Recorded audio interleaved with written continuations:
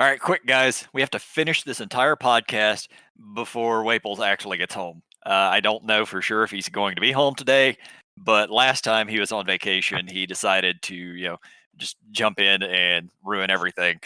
So I'm the Grumpy Dungeon Master Jay. I'm joined by the Beer Bandit, Bruce That's me. Burkhardt. And like last week, my buddy Mike is joining us as well. Say hi, Now Mike. with 100% new microphone. Yes. Woo! Yes. And I'm heard- 100% not sober. That's Well, okay. I just woke up 5 minutes ago. So only I'm sober-ish. Yeah, I guess you recorded your podcast earlier, Bruce. No, I took this weekend off for you, Jay. Oh, wow. So you're just drinking instead. You're just drinking for the hell of it. We call it sampling. Sampling. Awesome. What was the thing that you sent me about the you and the wrestling again, though? I didn't get to talk to you about it. The Trouble is Brewing, Drunk with Buds. Yeah, we are doing a live event at the Revolution Brewing, and they are hosting a wrestling event at their brewery in March. So we're going to help promote it, and we're going to have some wrestlers on. But we made that little T-shirt to give away. Awesome. Oh, it's a T-shirt. I see. I'd wear that. Man, I might be able to get you one. Awesome. Real quick, I'm guessing you watched the Royal Rumble. Of course, it's the hands down, pound for pound, the best event of the year. Yep, I never miss it. And I actually have tickets to go to SmackDown this week. Ooh, in Talladega? No, they're not coming to Talladega. Hell no. The only thing that comes to Talladega is the race cars. Yeah, I don't even go to Talladega. They've been putting events in baseball diamond. I live in Talladega County. That's about it. No, it's in Birmingham this week. England. I lost a tire off my car in Birmingham once. Did somebody steal it? Probably. No. He just came right off the car. Oh, okay. While driving? That is correct. That's horrifying. At least I wasn't in my car or the driver. I'd imagine just driving down the road and here comes you see a tire passing you and you're like, what? And then you realize it's yours. Roll for initiative. Handle car. Yes, roll that car handling skill. I believe there was that in what's that game? It was Shadowrun. Yeah, Shadowrun has that. Oh yeah. Yes, they definitely have. I don't remember specifically the wording of it, but it's effectively automobile handling. Yeah.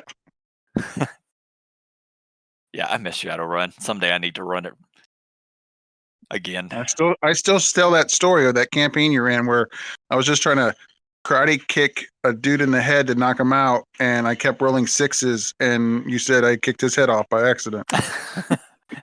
I mean, that's what happens. You know, six. Yeah, well, you roll a 6, and if it's a 6, or you roll a d6, and if it's a 6, you roll it again. And then if it's another 6, you roll it again. If it's another 6, you roll it again. You just keep doing that until his head explodes. Like it. So the number I did was way more than I needed to do what I did wanted to. Yep. I'm so glad that you remember all of the games that I played in and ran back then, because I remember like less than 1% of any of that. I remember everything. I remember you in a Calamar campaign making fun of me saying, Anasni shoots turkey arrows. I do remember that. I do remember some things from the Calamar game. That is the only thing at all I remember from any of that. I don't know. It's the ADD brain goes adult Sounds after like a while. It was good times. It was. All right. Well, since we talk about D&D and tabletop games on here, I have a stupid idea that I wanted to talk about, or more so a stupid thing I found online.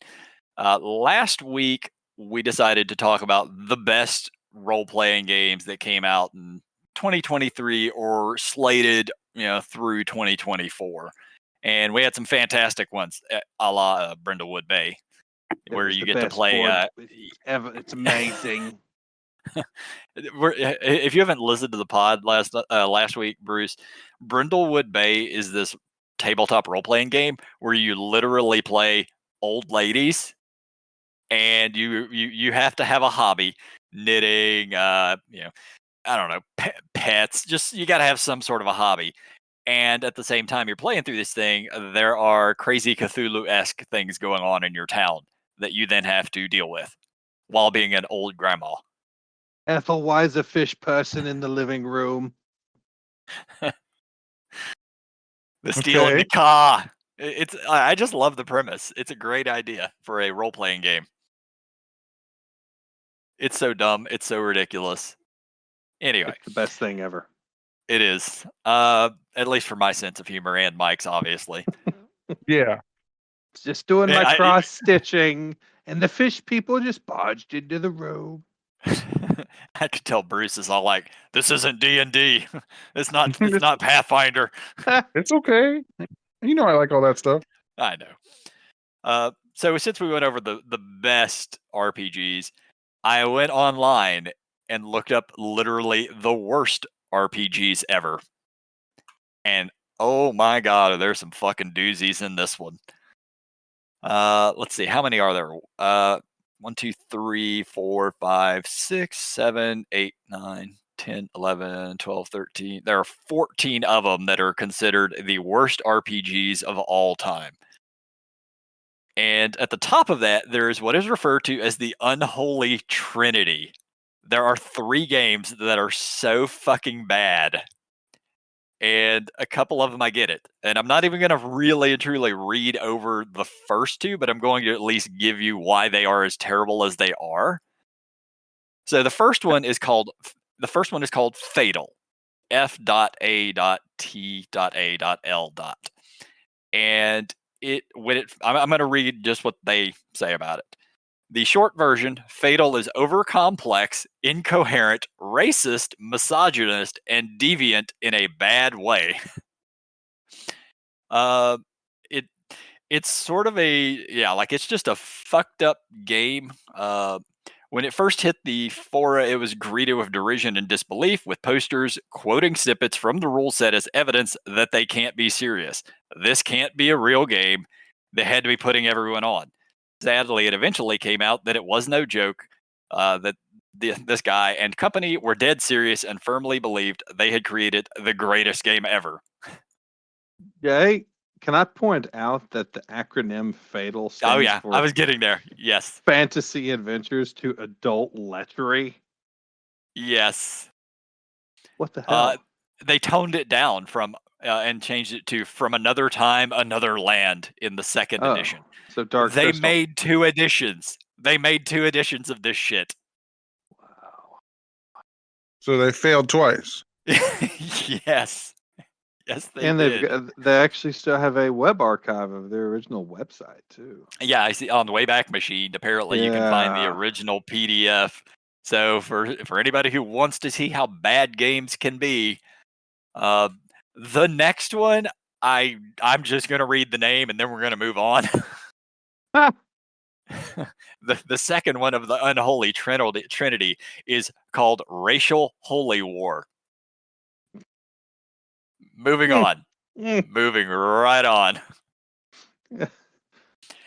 The third one, I actually have to read all of this because I read this shit twice and still didn't understand what the fuck was going on with this third game. Okay. This game it's called Hybrid. Hybrid burst into the collective gamer's consciousness in the late 1990s when a poster using the sobriquet C++, later referred to as Matthew, migrated from the comic book news groups and started posting to the Usenet group rec.games.frp.superheroes. The posts, a series of unrelated and unsequential numbered rules that conflated mathematical equations and racist and sexist screeds into an apparent and later stated attempt to quantify and perfectly describe, perhaps even create reality using comic book characters as a basis, at first caused disbelief. Like that whole first line's just a fucking mouthful. So The in a sheer nutshell, he wanted to compare reality to comic book characters. or actually create reality using comic book characters. Mhm.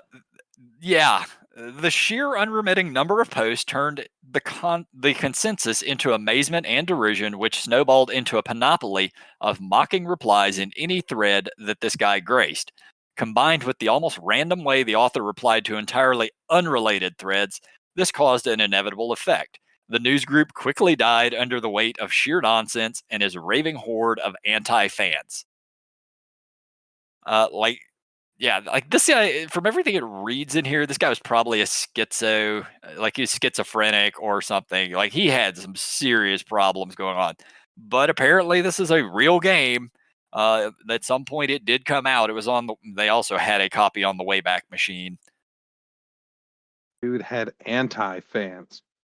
Yeah, anti-fans. Like, good lord. You got to be a real piece of work if you've got anti-fans. Yeah, and I mean, this is the early internet. Like they are talking about on Usenet's groups, and Yeah. like if you were ever on the early internet, there like a lot of people were just trolls, and some of them were hardcore trolls. That's what Yeah. this guy might have been, but he trolled so hard that he actually made an RPG, and it was terrible. Maybe that's what we should do, Jay. Just be. Too much negativity makes negativity. Hmm. Yeah. Yep. There's a reason I limit my social media intake. I feel bad for having listened to that. I know, right?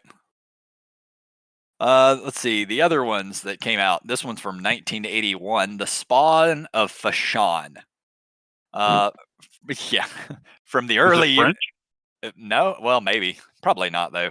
Fashan. That's probably the setting. On a fashion. Spawn of Fashawn. From the early years of the hobby, and this is from 1981. So this is what 5 years after D&D came out. 5 or 6 years, something. Yeah, somewhere in that range. But over complex to the point of being incomprehensible and so bad that some gamers insisted it had to be deliberate satire. This other dude wrote a thing about it. I'm trying to get to a better description of what the game was. Some of these don't even really have proper descriptions. There's I'm a. let's. Did I lose y'all? Okay. No, I hear you. Do you hear me? No, I hear you. Okay. Sorry. No. I just heard you. You said there's a, and then you shut off. Yep. Yeah, I got distracted. ADD. There's a link to another review, and just going under character creation says nothing will better convey the exasperation of learning character creation process and the spawn of fashion than to describe each agonizing step as it actually happened. If I had to endure this much pain, so do you. I opened to Rules Section 2, Division B, How to Roll Out a Character, and began slogging through the mud. I'm not reading this. Yeah. Holy crap. So I just went to eBay just to look to see if this thing is out there, and you can get a 40th anniversary edition on eBay. This thing's celebrated enough to have an anniversary. It's got 40 years worth of this thing. Oh my god. You have to buy it, Jay. Oh no. No, I'm good. Thank you. I like to buy good role playing games and not really shitty ones. Okay. Let's see. Well, Then I bought the Marvel game back in the 2000 that was diceless. That was terrible. Yeah. I never got to play that one. It says the early 1980s Usenet article, real men don't play role-playing games. Yep. Several people listed Spawn of Fashawn as the preferred game for loonies. Canadian money? Yes, obviously. Yeah. Yeah. Well, if real men don't play role-playing fantasy games, then apparently only Canadian money will. So. The one thing it's good for. Let's see. The next one in this stupid ass list is the World of Cinnabar from 1991. Anything like Cinnabon? I wish. No, I'm Cinestar? I'm fairly sure this is way worse. The science fantasy role-playing game is among the most legendary examples of mass worst game ever sentiment and has been mocked both for its surreal setting. Every time Cinnabar comes up in discussion, someone just has to mention the flying grizzly bears with laser beam eyes and incredibly complex rules, which go as far as providing an equation for how hard you can exhale. Uh, I always kind of joke about games like Rollmaster that have charts upon charts upon charts, or Palladium, which did riffs and it has their own fantasy setting and all, because they have a lot of charts or just overly complex things. But if you have to use an equation to figure out how hard your character can exhale, I think you're doing a little too much number crunches there. Yeah. If I But need a let's be real, calculator, though, I'm not sitting down. Yeah. That's school. Let's be real though, guys. I mean, there's flying grizzly bears with freaking laser beam eyes. Yeah, see, I read that earlier, and I was like, well, that doesn't sound too bad. And then I read the part about needing an equation, and I was like, oh, now I'm out.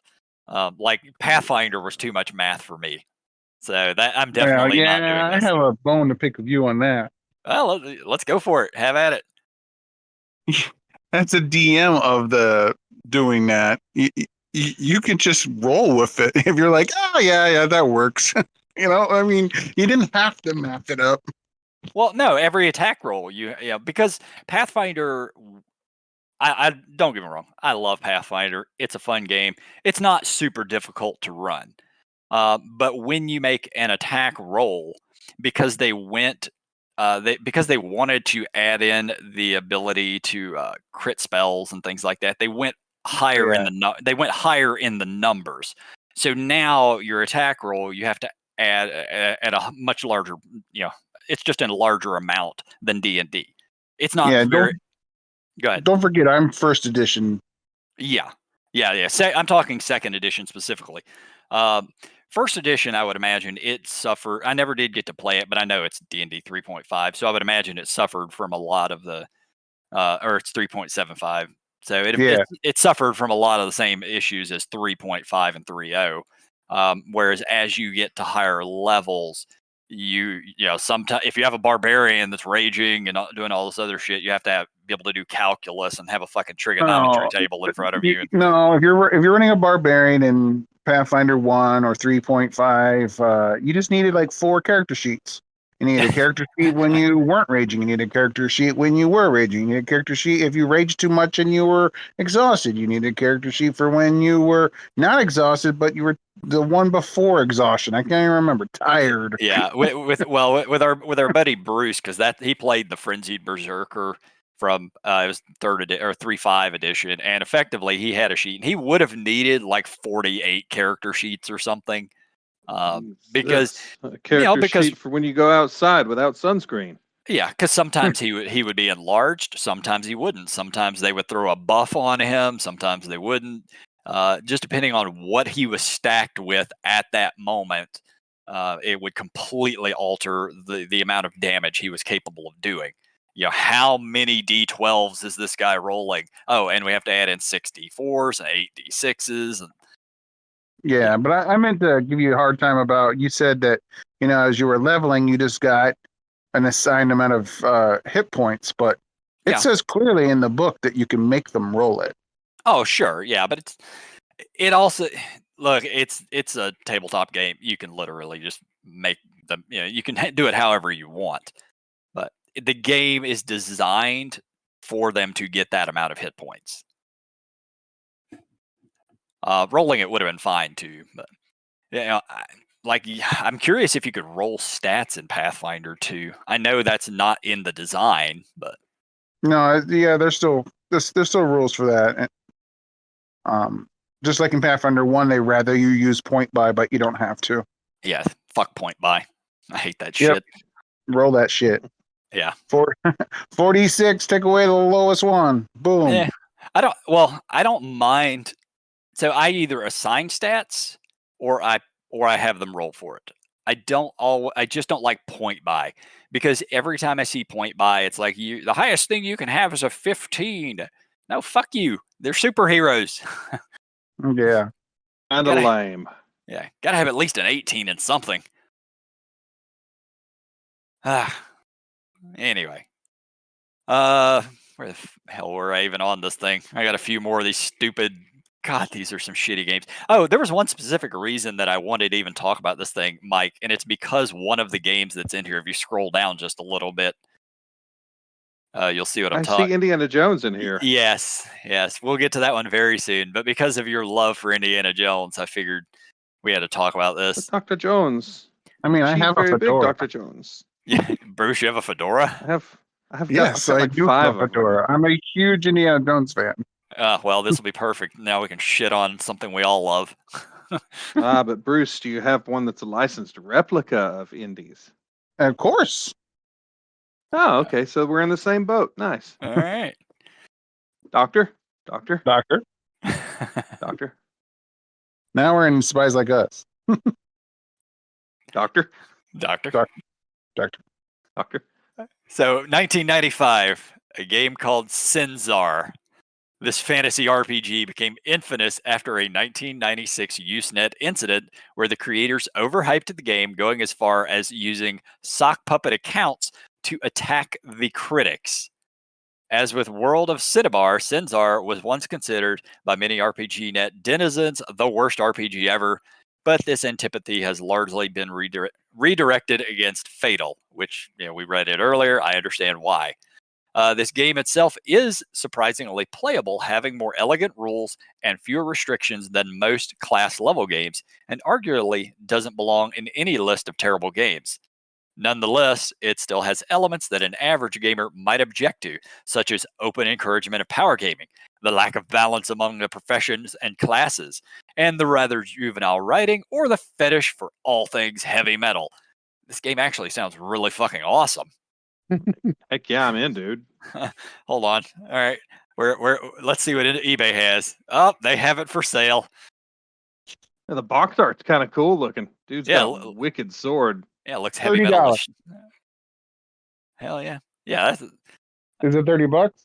no, it definitely is not. The first one that pops up is $200, but there might be. Whoa. I'm not scrolling through all of them to find it, but yeah, there's not many copies on eBay at all. Role playing for the next millennium. Yeah, maybe I can find it for way less than $200, I'd pick that badassery up. Hell yeah. All right, let's talk about it. The Adventures of Indiana Jones role-playing game from 1984. I'm actually kind of sad to see this thing on the list because a while back, like a year ago, I found out that it existed, and I started looking on eBay. I was like, I really kind of want a copy of this thing, and now I'm not so sure. So the game at least yeah. At least Masters of the Universe. No, it's not. It actually is not. The Adventures of Indiana Jones. The game generated the false rumor that TSR had tried to trademark the word Nazi. One of the most astonishingly limited RPGs ever published, you can only play a short list of characters from the films. There are no character generation rules in the box set, though there were rules included in the judge's screen accessory. And adventure formats were similarly sparse. Some of these features might be excused if the game was thought of as deliberately introductory in nature, but the fact is, it sucked. So it was a board game masquerading as a tabletop game. Apparently. There was another one released in 1994, The World of Indiana Jones, which was released by West End Games, which apparently was not that bad. Okay. Well, we're 1 for 2. Yep. So maybe if I ever get it, I'll get The World of Indiana Jones, not The Adventures of Indiana Jones. It sounds like a typical movie tie-in. Yeah, 1984 would have been this. Right after the second one. Raiders came out in. Yeah, 80. I wanted to say after the second film. Yeah, it's after Temple. Yeah. Yeah, because Crusade wasn't until 89. Yeah, it was late 80s. Yeah. 1984 was when Temple of Doom so same year. Yeah, same year. Yep. They almost they tried to get us with the tie-in to the movie. Look, it's got Indiana Jones in it. And it's got Short Round, and you have to play them. Oh, and you, Mike, you have to play Willie. I don't want to play Does he Willie. does he get to wear a dress? I mean, hey, you got to play the character. So what do I have to roll when I see the chilled monkey brain? Yeah, I don't know. Yeah, it's funny that you have no choice but to play characters from the film. Well, it does say from the films. So at that point, Ooh. All two right. of them So at maybe this you could have point. played Marion. Maybe you could have played Sala. No, my digs on Sala. Marcus Brody might have been an option. Sala made it to the last film. Yeah, if you want to be boring. Yeah. Sala made it to the film that just came out, the Yeah. Dial of Destiny. Yeah, he did. He's still kicking. And it was a good movie. I It was liked all it. right. Yeah, because you were telling me yesterday, or you or Amanda were telling me the other day, Mike, that he's going to be at Atlanta Comic Con. Is it? Yeah, John Rice Yes. Davies. That's That'd be- cool. You guys seen the new trailer for the video game, the Golden Circle? I still haven't seen the trailer, and it came out a week or two ago. Looks pretty I mean, good. I don't think I hate it. Yeah. Everybody's they're saying the trailer looks good. I mean, obviously, we don't know about the game. What they need to do is they need to make the game play somewhat similar to the new Tomb Raider games, and then it'll be awesome. Maybe. Let's see. Yes. It doesn't need to be a first person No. game. No, make it play similar to the, I'd say new, but I mean, I guess they were almost a decade ago at this point. But anyway, next one on this list is Cyborg Commando. And with a game like that, with a name like that, how do you even make it shitty? And the worst part is, Sounds like an awesome Saturday I morning know, right? TV But show. apparently this was actually made by Gary Gygax. After his departure from TSR, Gygax founded New Infinities Productions, Inc. and published Cyborg in 1987 with fellow luminaries Kim Mohan and Frank Mincer. I know Frank Mincer's name at least. The game designers, rooted in the trends of the 1970s, attempted to create a game adopting the dark sensibilities then in vogue in the 1980s. The result is an implausible game about cyborgs who fight alien invaders called xenoborgs by shooting lasers from their fingers with a wonky mechanic. Ah, well. Lasers from their fingers? I know, right? I'm This in. doesn't sound that bad. Cyborg Commando RPG. Oh, I've seen the artwork for this actually. Yeah, there's tons of these things on eBay. Huh. Might have to get that one. Worth it. We got a few left. Some of these we'll probably just kind of skip through, but I know there's a couple of them I actually wanted to go over. The next one is called Dead Earth from 2000. It's a post-apocalyptic RPG that was distributed primarily in the Wisconsin area. What's all the games in Wisconsin? What the fuck? There's nothing else to do up there, I guess. The second edition is available under the new FDL, which unfortunately means copies are available on the web, even though the original website is defunct. I love that they hate that you can even get a copy of this online. They just want it to have been burned. Yep. In addition to risible mechanics and a very random setting, Dead Earth commits two cardinal sins of game design. It claims to be realistic and tries to prop itself up by bashing other RPGs. First up on the drawing board is a table of 1,000 powers a PC can acquire from radiation exposure. Well, I'm in. That sounds amazing. What the heck? Teenage Mutant Ninja Sock game. Yes, it is possible to develop urinary tract problems, aka fire pee. But more common are mutations like the ability to prevent someone from dying by physically fighting the spirit of death, to automatically die if the character is ever exposed to a pool of water, or to become a good housekeeper. Bizarre deaths, random character traits that belong on a mutation table, and weird superpowers. Oh man. Yeah, Sounds incredible. This You can die like Bruce Willis in Unbreakable, or just put your face in the water. Yeah. Fight death Death Yep. Shrug. I just love the fact that you could actually just through a random mutation you can become a good housekeeper, and they name the like apparently if you roll a 5 on the 1,000 chart, you can become a homebody, or 401 is a doorman. I don't even want this game to play it. I just want it to see this fucking chart. The random table. I Yeah. want the random table. Insert into campaign Gentlemen, if you coming excuse soon. me, I've got to step out. I'm What? sorry, guys. I wonder if he knows. Oh, okay, he muted himself. All right. I don't know if he's coming back or not, so me and Bruce, we'll just keep going. Okay. Yeah, let's do this. The next one up, I actually did want to talk about this one. I looked it up. It's called Cabal, Kabal, and it stands for Knights and Berserkers and Legerdemain from 1980, and one of the first RPGs to follow in the wake of the original D&D, and arguably the hobby's first unmitigated flop. The designer of this game traveled throughout Central Florida running sessions of this game. He was actually a very good game master, if a little full of himself, and the games were always fun. Uh, okay, So Mike's. Orlando, right? Yeah, probably.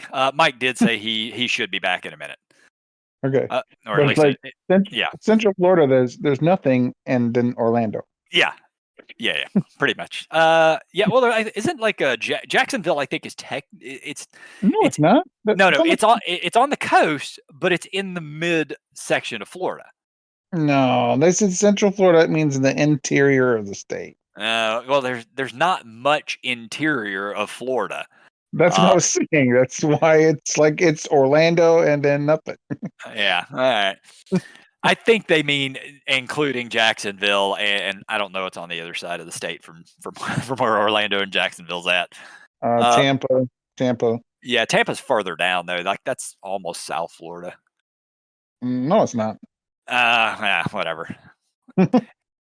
The game is very complex and requires extensive number crunching, but is realistic for a fantasy game. From a marketing standpoint, it was a flop, but the game actually had a lot of merit and could have been adapted to online MMORGs of today. What is an MMORG? I know what an MMORPG is. Maybe it's forgot a letter. Yeah, maybe. I mean, that's fair. I'm on wiki.rpg.net, so they might have just missed something.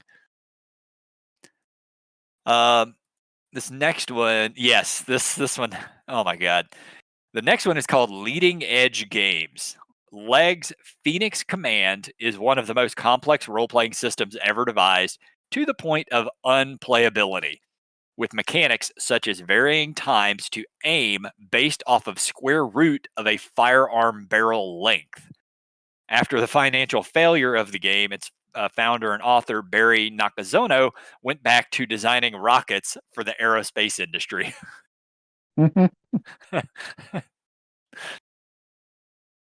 I mean, yeah. If you're coming up, like I was bitching about having to do too much math in Pathfinder, but if they're wanting me to find the square root for shit, no, that'll never Yeah. happen. That'd be like if they made an RPG for what's that Amazon TV show in space? Like I can't think of it right the now. Expanse. Yeah, The Expanse, and you had to figure out like your tumbles and stuff in space and stuff. Yeah. Yeah. No, thank you. And to be fair, a lot of these games are from from the 80s and 90s or early 2000s. So I kind of get it. People throw out games and they weren't too concerned with is this playable. Yeah. I mean, I've played a ton of games that were barely playable. I've mentioned a few of them on here, but that one I think takes the cake as far as difficulty. Apparently, this company also produced a game called Swords Path Glory. It was a generic add-on for D&D and D&D clones. It was a book comprised largely of mathematically modeled hit location charts, which could determine a flesh depth penetration from impact and cross-reference it with armor value to determine exact organs injured and hits scored. Okay then. Yeah. Good lord. Yeah, that's a bit much. These last two, I'm not even going to read. The There, the next one is just a very, very weird fantasy based on some weird fucking novels, and the other one is a game called Zarkon, where the adventure never ends, and It's about a guy. I don't even know what the game is about, but what they talk about, it's effectively just the dude's. He's a psychopath and ended up getting banned from the website. Oh, all right. Like, yeah, like they don't even give a description of what Zarakon was about. It's literally 2 sentences of them shit talking this guy. Oh well. But anyway, so yeah, there, everybody. That is literally the worst games you could probably get a hold of ever. That And so, that they found. There might uh, be more. yeah, I'm sure there are some other fucking doozies out there, but at least for a Google search, that's what I came up with. I mean, some assholes would say D&D is the worst game ever made, and they're just wrong. That is wrong. So, what did you want to chat about? Well, as a DM, I have run special events within a campaign. Have you ever done anything along those lines? I have. Um, yeah, like you're talking about, sort of things you just sort of keep on hold, or to throw at your players if you don't have something, or something of that nature. I mean, it's wherever you wish, but sometimes like I have it like planned as part of the campaign, but the event itself would take like that session or maybe two if it's a longer thing. But it's like um so to give you an example for one, I planned out an entire horse race. Okay. So that I knew that everyone was going to go to the horse races. It was part of the plot story and stuff like that. And there was going to be a horse race going on. So I was like, well, I said, well, let's actually put something into this horse race. So I figured out how many horses there were going to be, and I figured out, I just went on to a local track and figured out what the odds for like the horses were on a real horse race, Okay. and then I figured out what that would mean, how fast they could run. So I just attributed die rolls to all of them. And if the scouting report on one horse said it was a late breaker, then it would be, let's say, 2d6 for the first half of the race, a Ah. 3d6 for the last. And I roll it completely out. I wanted it all done. So I had 24 segments, and I could give an update of the race for the players as a, Okay. and they can make bets ahead of time. And then by also having what was going on already planned out, if magic came into play, Oh yeah. I could, Yeah. I Yeah. could adjust. You Oh know yeah. what I mean? No. Yeah. So I got you. so I had like it was a good half of the campaign event was half the not the whole campaign, half of that That's that session session. Yeah. was they can gamble. It was a real race. There was excitement, and there was stuff also going on at the same time. So I've done that one, and it's a lot of throw work, but I feel like it, it made an enjoyable time. Yeah. So I've done Yeah. other things along those lines, but do you have any examples of something that you've done? Yeah, yeah, and I follow your train of thought here. I have a few like that. And it's just sort of a thing. While you tend to run games, they're dungeon crawling or adventuring or whatever, and it's just something to sort of pull them out of that mode. Even though there might be story going on and things are going on behind the scenes, it gives them something else to partake in for a little bit. I have run a carnival before. I don't remember specifics of how, but I know at the time I went to like a DM's Guild or something and just uh, found a carnival, like carnival games, and downloaded that and used a lot of those. Okay, Um, that's cool. yeah, it works well. Like there's tons of stuff like that on DM's Guild if you're just looking for ideas.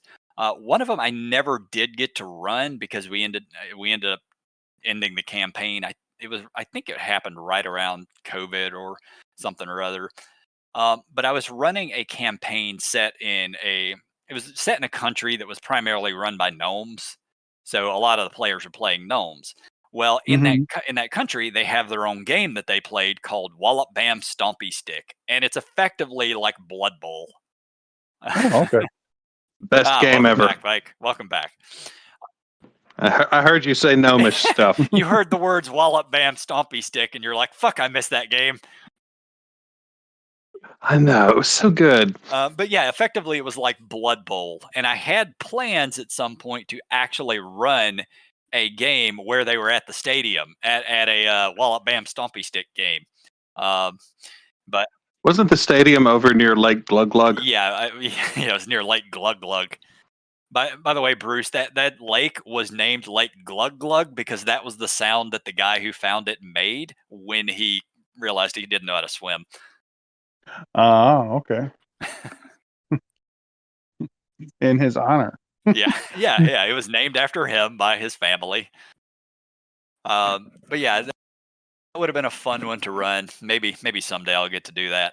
I actually had created entire rules, like D&D style rules for how the game is supposed to be played and everything. So I actually need to put those back. I need to find the rules I had written up and So keep. some other events I've done chases where they were trying to chase something down. Yeah. I used chase cards and then gave a little bit of flavor with with the people, which was always fun. What if I'm also what if one of the players has the talent or trait of late breaker? Does he get 3d6 when running on that second half? maybe if it was that type of thing, but if they're with the chase rules, I don't know if you've ever played with them. It's a Pathfinder thing, but you can use it for other systems. Anything with D20 really. Yeah. Uh, um, y- there's something in that, like, so if you're cutting through an alley, there might be like boxes and shit there. So it might be an athletics or this, Yep. deck, and or like cut through a crowd, or the town drunk stumbles into you. How do you get by them? Like if you like, oh, I have a bottle in my inventory, then you get right by them. Like give them a drink. Yeah. And I, so those were always fun. And then, also I would flip the script occasionally, and they would have to escape, so uh now they're being pursued, yep. Yeah. So and then now they're the runnies and not the runners. correct. So those events are always fun. And then I mentioned on the podcast before, it's probably been quite a while since I brought it up, but I ran that 2-part event where the PCs were lobbyists trying to get a law passed through a Senate, and it was I at a remember. party. So it was at a party, and they had to schmooze like the senators and stuff like that, and there was other people schmoozing against them.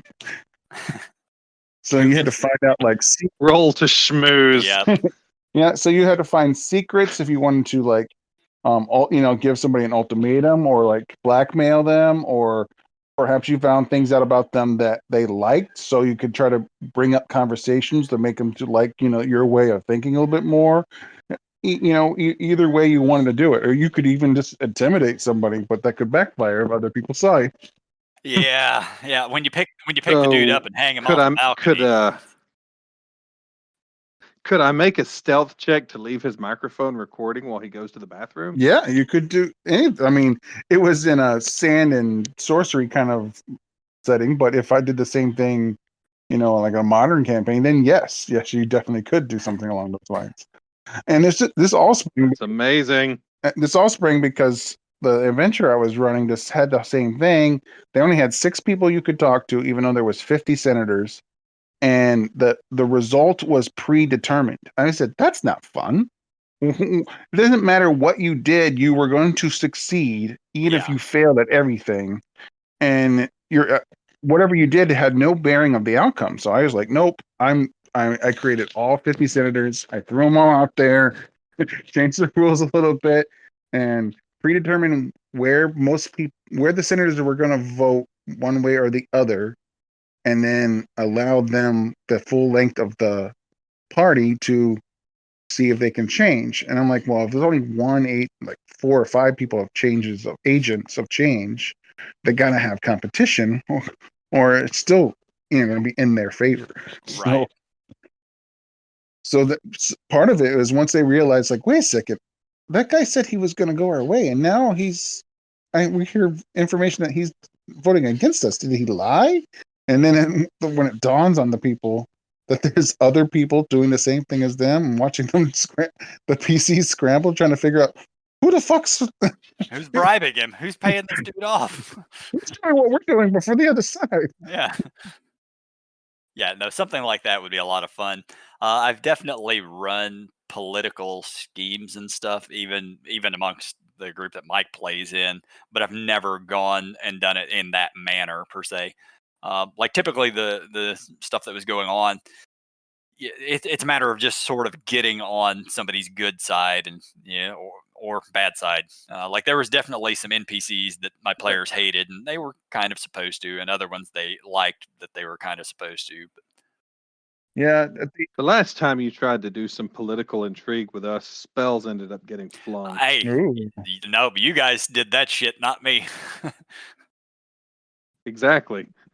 We're chaos Yep. minions. one of the guys in the senators, he had 6 votes in his pocket, and if you convince him, he can swing you a total of 7 votes, him and then 6, and he's like, I'll do it. But if one of the PCs was, it didn't matter if they're a man or a lady, because I just do it for everything, but he was like, one of you have to marry me now. That's the only way to do it. See if I've had a couple campaign people, because I've run the same campaign a few times. I've had a couple of people take them up on it to get those votes. I mean, hey, if you think you really need them to get this thing through, do what you got to do. Bruce, have kind of along the same lines, have you ever had any recurring characters that you've used as a recurring NPC? Oh, well, yeah. Jay already knows this one, but in every world I've ever ran a D&D campaign or any kind of campaign is Fel Glitterbub. He owns a store, and he owns a store in every universe, and you can never tell which universe he's at. Is it a hologram of him in the futuristic one, or is it a illusionary, whatever, or is he physically there? But he's a gnome, he owns a store, and it's always him. Apparently, like it. everybody has a version of that, because I've got one as well. He's not a gnome, but his name is Storbald, and effectively he has locations all around the world, and he only has one shop, but there's an entrance in many of the cities. Yeah. And Mike, I was going so far as there was a time that I almost purchased a game store. It was I in wish the you cards had. for a while, and I was gonna Man. rename it Fel Glitterbubs and get an oil painting of Fel Glitterbub to be over the entrance of it. Oh man, that would have been awesome, dude. Maybe someday. Maybe Maybe No, someday. the location that you told me about, that would have been fucking awesome. Because that was a cool store. Yeah, like I The best character that Jay ever came up with was this one guy named Hasim Alessandro Phineas Carmichael de la Cruz I III. love that you still remember that name. Oh, I don't. I just Yeah, pulled I up know, my notepad but you took just for notes that. and actually just remember. Yeah, right. You just have it there, so you can spout it off every time. Hasim left an impact on us, Obviously. man. His name was too cool to forget. Don't you love it when I won't say he was a complete throwaway NPC, but he was a get players from point A to point B NPC. Yet they still keep talking about him. You just went so hard on I his did. name, man. That's better than his Bobs and Steves, right? So Yep. Yeah, Bob Steve Day. Real quick. Speaking of which, so with D&D Beyond, they can parse the data and everything, so they know, at least on D&D Beyond, what the most played class is, what the most played race is, etc. But do you know what the most name, like the name that gets used the most in D&D is? Steve. Well, it ain't Noodle. It's definitely not Noodle. It is not Steve. It is actually Bob. Bob is the most named. Yes, Bob. Seriously? There are more Bobs on D&D Beyond than any other name. Okay, then. Bob. to steer us back just to what we're talking about events. Oh The yeah, only yeah. other event that I've ever run was I haven't run it since third edition was like the edition to play, not like but like an adventuring contest. Okay. So like So your team went up against other NPC teams that they're all doing the same contest all at the same time. There's different gotcha. rounds. You get scored on how well you do each round and what adventuring party did the best at the end. Okay, like a dungeon run, basically. Yeah, but it wasn't really in dungeons. There was, I mean, you went from room to room, but some of them were puzzles. Some of them were like brute strength and stuff like that. But like, Yeah. So it was Double Dare. Yes. yeah, essentially, Yes. kind of like Double Dare. And if you failed, you didn't die. You just moved to the next round. You just didn't get your team didn't get a lot of points, you know, and you just kept going. And Yeah. because So I literally, yeah, literally Double Dare. and I stole that from, well, not really stealing because they put it in there, but it was always they always put a new version every year in Dungeon Magazine. Oh, I missed that magazine. Hell, I would like to. Now that I'm thinking about it, I could do an American Gladiator style one. Yeah, that would Oh, be man. fun. I love me some American Gladiators. I hear there's a British one now. American Gladiators? They just call it Gladiator. No, British Listen, American. that seems really weird for the Brits to have American Gladiators. They don't call it American Gladiators. Great Britain's They Gladiator. just call it Gladiators. Do they still have the big giant foam Q-tips that they hit each Yeah, other I with? just saw a the video I saw of it. The bad guy was the gladiator was Viper, and he knocked the What? person off as soon as he got up there. Like he didn't even give him the start time. As soon as he got up onto the pedestal, he just pushed him right off. Oh shit! No, yeah, yeah. So I gotta watch this. And I then see. the referee What came is out this and gave him a streaming red on? card. Yeah, one of the gladiators is called Electro, and she, like she looks like a really strong person. So, yep, there's Viper. Yeah, I'm definitely watching this. I fucking love that show. All right. BBC. Moving on. Moving on. We got one last thing that we wanted to talk about that you brought up right before we got started, Bruce, and that was Yeah, the worst possible spells. worst possible spells, like dumbass spells. And we're gonna do it like a draft. So, who wants to be first pick? You're going to go first because we have to Okay. understand how we're doing this. So first pick, Jay, you're second. Mike, you're third. Mike, that also means you get 2 picks in a Okay. row. It's snake draft, okay? Oh, 2 picks in a row. Yeah. All right. So Ooh. we'll do just- your top 4 Okay. because that would I'm- make it go. Okay. Yeah. So one. Yeah. Let's snake around. It doesn't matter. Everyone gets 4 picks.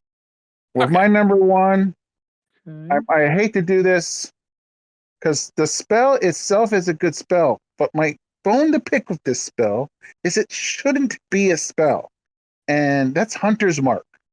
It should be an ability for the ranger. It shouldn't be a spell at all.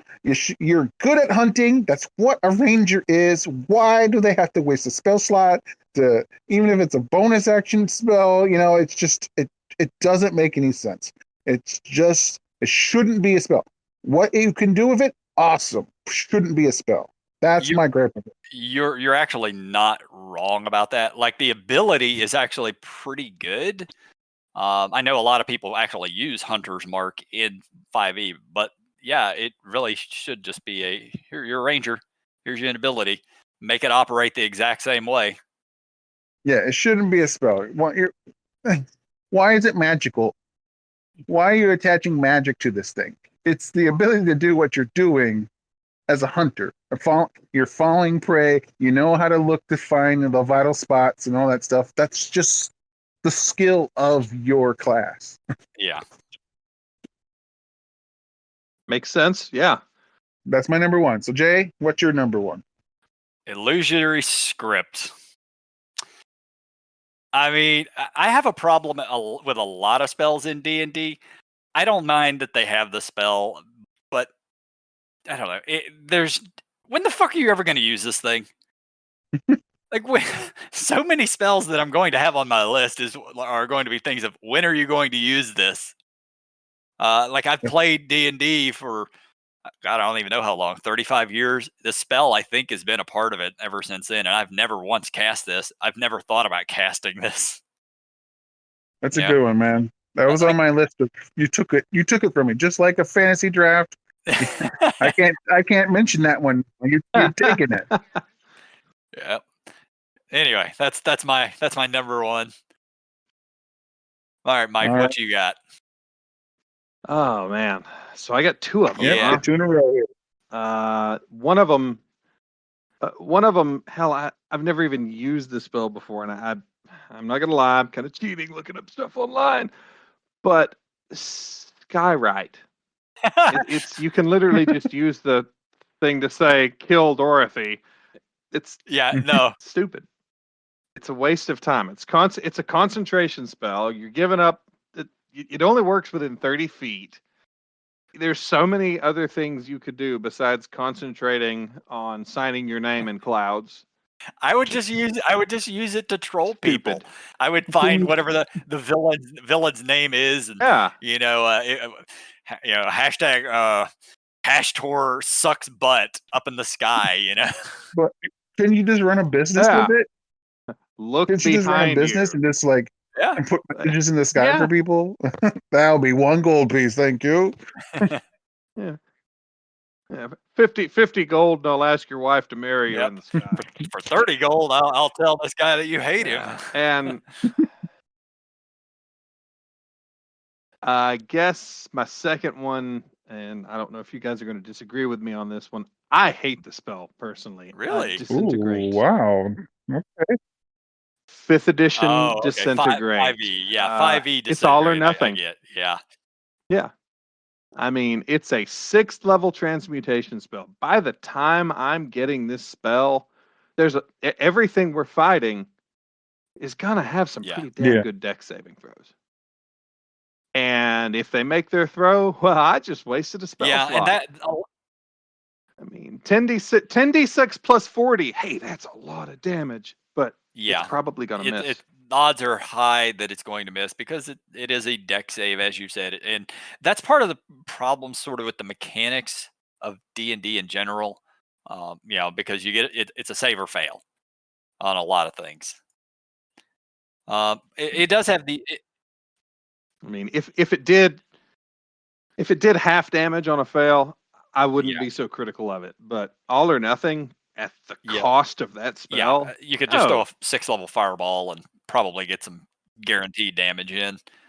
Yeah. Well, I know, and I would every time. Cast anything but fireball. Yeah, it works. All right, so that was your 2. So I guess it comes back to me now, right? That's correct. Let's see. Let me read this one to make sure I'm not fucking crazy. Yeah, okay. Warding Bond. Fuck that spell. I hate that spell very much, specifically because of Baldur's Gate, the video game. For those who are not familiar with Warding Bond, it wards a willing creature you touch and creates a mystic connection between you and the target until the spell ends. While the target is within 60 feet of you, it gains +1 bonus to armor class and saves, and it has resistance to all damage. Also, each time it takes damage, you take the same amount of damage. So if you're the squishy little healer hanging out in the back, and you give this to your barbarian or fighter or whatever, and then they go get the shit kicked out of them, you're also getting the shit kicked out of you. So that's how Shadowheart died. Yeah, not a fan of that spell at all. It doesn't sound like a good one at all. Nope. All right, Bruce. All right, my number 2 is Witch Bolt. Oh yeah, that's a good one. It's dumb. That's so dumb. That's a good one. I mean, it doesn't even have. I mean, it's cantrip level of damage at a 1st level spell. So first, that's already bad. And then if they move out of 30 feet from you, then nothing happens. It's done. Yeah. That's just downright terrible. And then I mentioned it when I was proposing this. It's got to go on air. So my number My number 3 is Tensor's floating disc. Tensor's. I can't hold various things, and if you move more than 10 degrees higher or lower on an incline, I can't move. And watch out for those pitfalls too, because then that drops too. Doesn't work shit. there either. Stairs, my worst enemy. The spell used to be good back in the day. Now it sucks balls. Yeah, I mean, it does say it can move across uneven terrain, up or down stair slopes and the like, but it can't cross the elevation change of 10 feet or more. So if you, yeah, I guess if you're really steep stairs, or you just can't float off the edge of a cliff to float down, which basically they should have just let it be that, because then it's just kind of a crappy levitation spell. Yeah, it's just it's terrible. Yep. My next one is calm emotions. This one, I've never cast it. I don't know anyone who's ever cast this spell. Each humanoid in a 20-foot radius sphere centered on a point you choose within range must make a charisma saving throw. A creature can choose to fail the save if it wants. If a creature fails its save, choose one of the following 2 effects. You can suppress any effect causing a target to be charmed or frightened. When the spell ends, any suppressed effect resumes, provided that its duration has not expired in the meantime. Or alternatively, you can make a target indifferent about creatures of your choice that it is hostile towards. This indifference ends if the target is attacked or harmed by a spell, or if it witnesses any of its friends being harmed. When it ends, the creature becomes hostile again. So, how the fuck are you going to use this? It's concentration up to a minute. I guess if something's charmed or frightened, it's not that bad, because it can get rid of that for a minute. But the other one is that I don't know, you need to get past these guards. Okay, cool. They're charmed, they're calmed. We can walk by them, and 1 minute later, they're just going to ring the bell that we got by them, and then everybody's going to converge on us. You can't attack them because it just breaks the spell. Like, it's mostly useless. Yeah, it's definitely useless. Anyway, that's mine. Yep. The waste of time. All right, Mike, I think you've got 2 more, and then Yep. I've got 1, and Bruce got 1 more. Okay. All right, that's fair. 2 more horrible spells coming right at you, straight out of the gate, firing big hits is True Strike. I'm wasting an entire action to give myself advantage on the next turn, when statistically I would be just as good or better attacking this turn and then attacking next mathematically turn. it equals the same. Like, you're still getting 2 dice. Yeah. It's so Fucking horrible stupid. spell. The only caveat Why? to that is if you're going to use it with a big ass smite to increase your odds of hitting with that smite. But it's And you know what class doesn't have it? Yep. Good old paladin. Bards, sorcerers, warlocks, and can it be is it yourself or somebody else?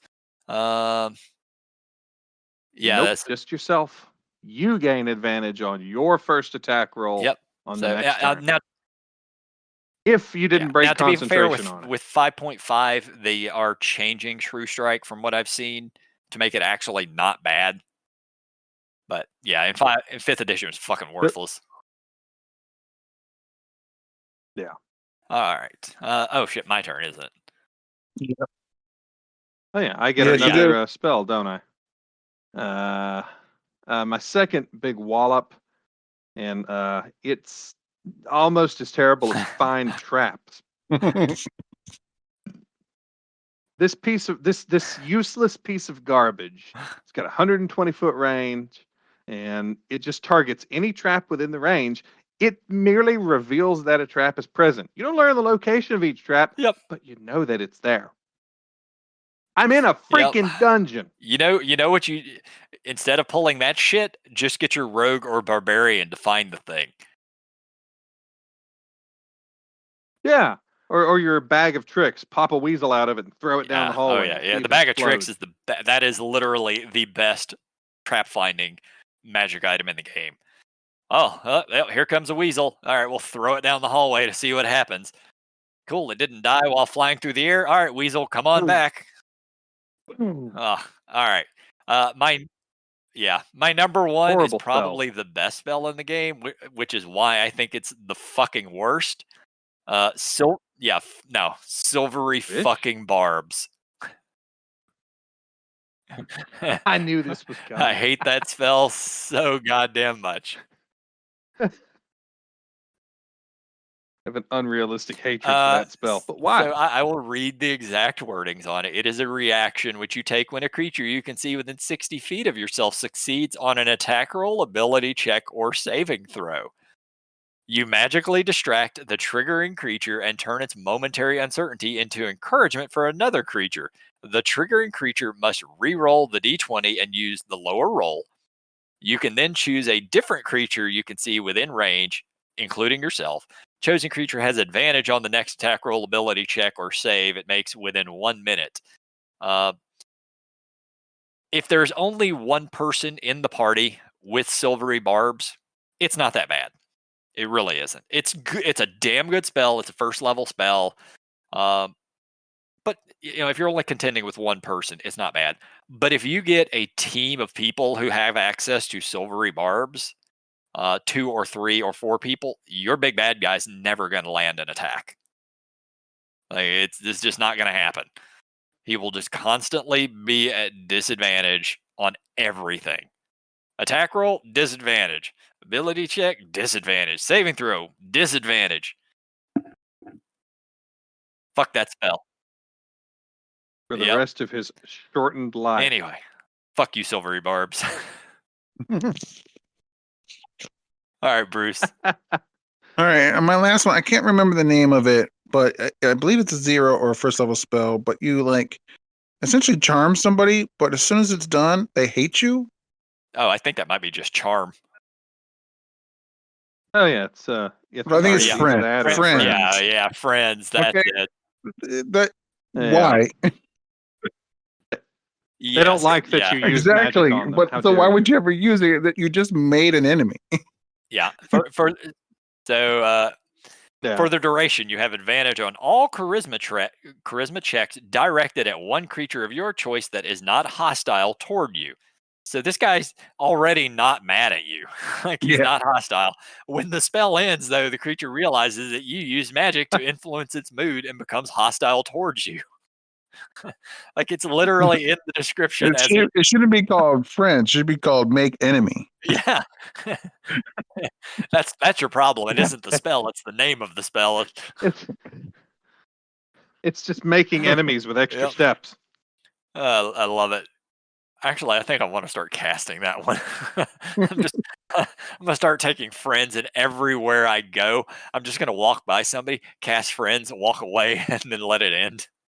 Now, if you could somehow pass the magic bond, that would be a good spell. So if this was a game of magic where I'd be like, I'm casting this for you. So yep. I think I just figured out why it makes the person on the receiving end angry. I think I figured it out. It's the material components. It's a small amount of makeup applied to the face as the spell is cast. You just dab them with makeup. It doesn't say whose face it's applied on, so you have to assume that it's the person that you're casting it at. So you're giving them you're just drawing lipstick on them. Or you're putting a mustache, a fake mustache, paint some glasses around their face. It should have just said components, either that components, a Sharpie. Either that or you're just putting lipstick on yourself while you're talking to this person hey, baby, look what I got. Components, the Skywrite spell. Oh, no. Oh, my goodness. All right. That's everything I got for this week. Anybody have anything else to add before we're done? And here's Waples. Yeah. I keep waiting. What? Really? No, I don't think he's home yet. That would be the best. We would let him log in just long enough to say, hey guys, what's up? I would literally just say, bye, Craig. Bye, Craig.